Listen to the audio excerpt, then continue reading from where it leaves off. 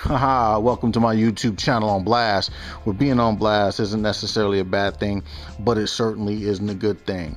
Welcome. Hey, real quick, I want to take a break from, why is it still in the game 2K, that series, and you're so close to, that a patch can bring this home. I want to kind of maybe go back to the series that I kind of didn't continue, which would have been the part 3 to it, and this is going to be the part 3 is 2K on the verge of greatness. So we want to talk about like why isn't 2K getting over the hump? Okay, but real quick, I want to give a shout out to some people that I just been seeing that's been coming through multiple times, and their names are just kind of just being routine. My man Johnny Boy, Craig Davis, NY Kia, Airman 47, Tory Hazard, Takeoff 2410, J. Lee Farrow, NWO Wolfpack. I've seen Versus come through a couple times. Sim F Ball Critic and Smitty, they come through. My man Roan comes through. And then, my man Hard 8 Times is always with me. So, he comes through on a lot of the videos anyway. And anyone else that has been, commenting or liking or even sharing, hey, shout out to you guys. I appreciate it. I enjoy making these videos, even in the climate of where people think that YouTube is all about, capitalism. That it's not like that here. I make the videos just because I enjoy them. That's why they might come here regularly. That's why you just got bombarded this whole weekend with videos. You just never know. But real quick, why am I making these videos? Okay, or why am I on 2K right now? Well, the thing about 2K is I kind of hold them to a higher standard than EA. Actually, MLB The Show, San Diego Studios, I kind of put them in their own category because I don't have to worry about their game. Like when 13 comes out, I don't have to worry about that. You know what I mean? It is what it is. But it's just a solid game. Now, if you have an issue with MLB The Show, I think your issue is more with baseball. It has nothing to do with the development team because they do a bang-up job, okay, replicating their respective sport. And I'm not even gonna get that. I'll save that for another video.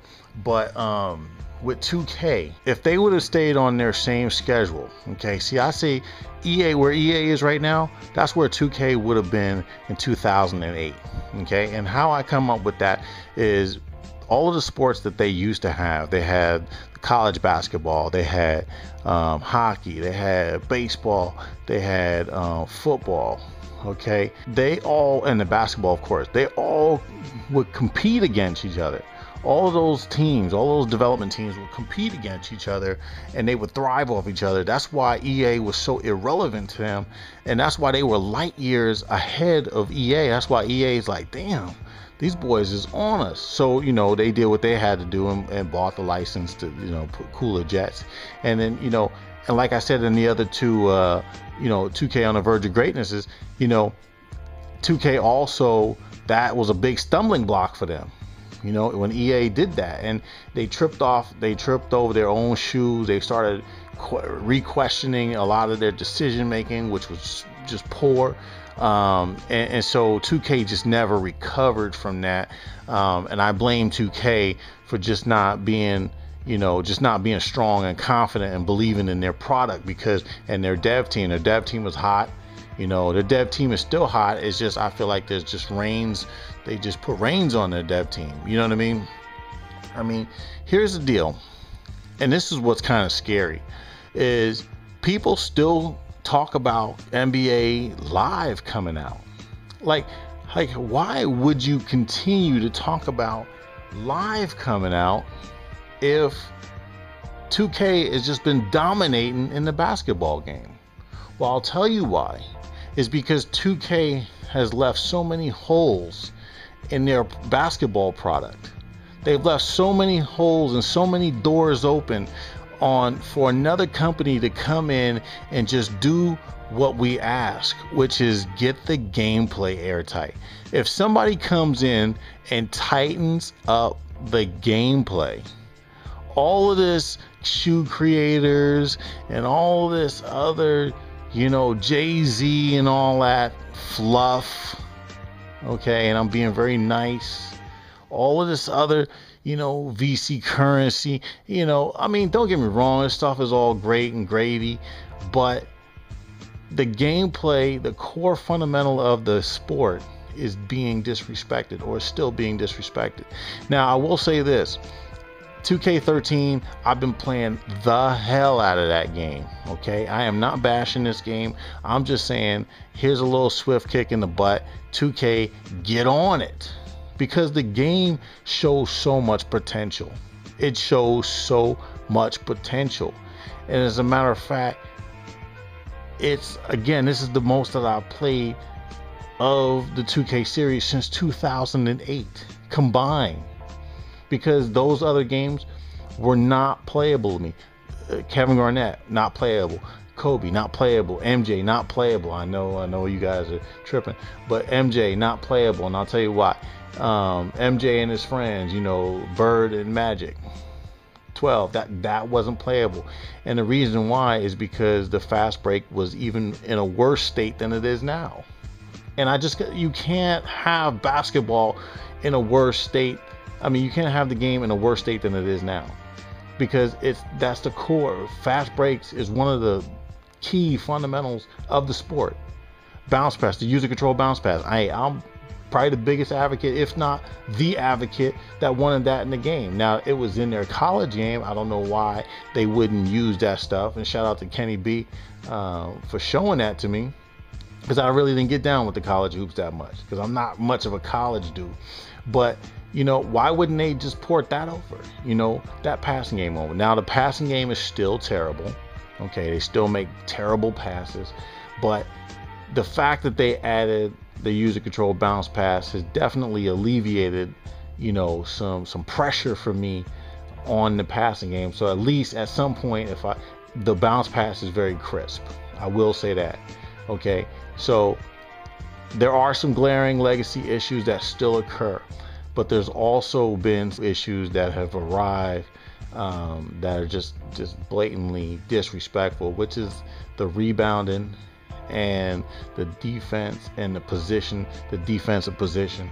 I mean, it's just disrespectful that you can go up for a dunk and your guy could be right in the way and he just gets pushed out the way. Look at part 6. I did part 6 for that, and I also did I think it was like part 3, where Dragic just pushes two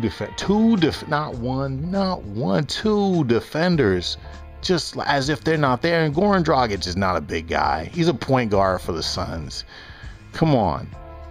He's small. I think he might even be smaller than Steve Nash. Nah, he's a little, I think he's bigger, but you get where I'm going with this. But the thing about 2K is, man, they are so close. I hold them to a higher standard only because they have shown innovation for years and years and years. And they just I don't know. Now, here's the deal. Now, I talked about in the previous 2K on the verge of greatness, and that information will be down below if you missed those videos as well. But they just really, the decision making, is really what's hindering them. And I think, and this is just a hunch, I don't know, I'm not in the boardroom, but I'm thinking they're not fixing these legacy issues only because they're like, hey, we don't know what to do after that. After they fix all of this stuff, it's like we want to keep stringing us along. Because Mike Wang, the lead developer, Mike Wang. I'm gonna get this video for you, and I'm gonna make a video for you so you can see this. Mike Wang admitted that the game is cheating and they're not going to fix it. How amazing is that? So that only leads me to believe, they're not going to fix this. They're not going to fix this, and they know it. They're just going to keep stringing us along. They're going to keep putting in fluff. And hey, you want to put in the fluff, that's fine. And I will continue to not pay $65 for the game. Hey, I'm perfectly happy paying $35 for NBA 2K13 3 days after it released. I'm thrilled to pieces, actually, to be honest with you, because to me, I think the game is a good game. you know, for the offense, if you just want to do showtime.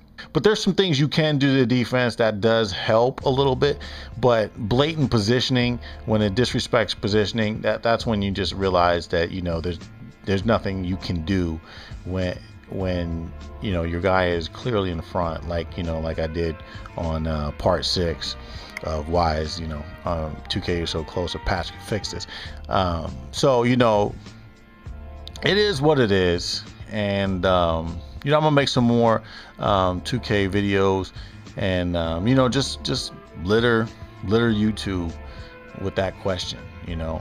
And you know, just want to wrap up with the fact that, you know, why am I passionate about you know, the 2K videos? Well, it's what I started the channel with, you know. It's what I started my AK Barney 5 channel with. And you know, I felt like I've always kind of abandoned the initial direction that I wanted to go in, and I felt like, you know what, that's why I came over to the B5 channel, only because the Barney 5 channel, I had so many subscribers that never really subscribed for 2K basketball. You know what I mean?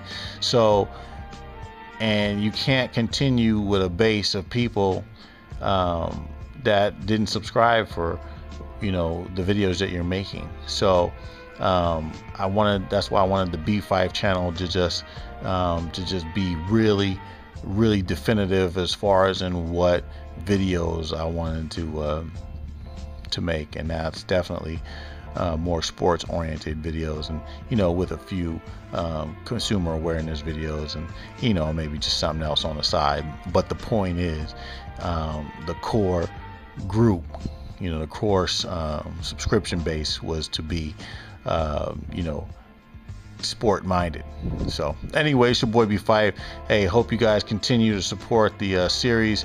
I'm gonna keep peppering them, you know, and you know, the irregularity of the videos, you know, you like this weekend you might get 6 videos in a weekend, you know, and you might not get 1 video in you know, 2 weeks, but, you know, I'm gonna make the videos. Okay, I'll let you know when I stop.